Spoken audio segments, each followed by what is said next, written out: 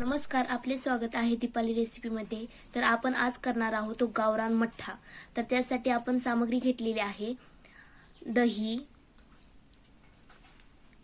कोथिंबीर, मिरची, लसूण च्या 4 पाकळ्या, एक आल्याचा तुकडा, स्वादानुसार नमक व 1 चमचा साखर व जिरे।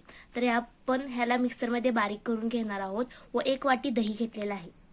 कोथिंबीर, जिरं, लसूण, आलं व मिरची आपण बारीक करून घेतलेली आहे मिक्सर मध्ये।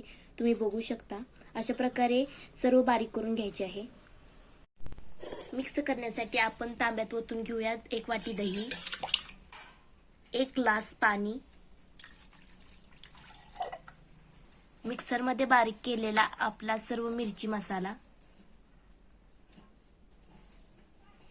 1 चम्मच ओतू शकता तुम्ही, अर्धा चमचा मीठ, 1 चमचा साखर, रवीने आता आपण याला मिक्स करून घेऊया।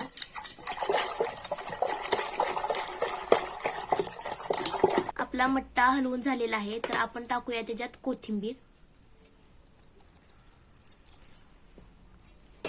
व त्याला चांगल्या प्रकारे हलवून घेऊया। तुम्हाला जर मठ्ठा थंडगार हवा असेल तर तुम्ही बर्फाचे 3 खडे टाकू शकता। तर तुमचा मठ्ठा तयार आहे, तुम्ही पाहू शकता।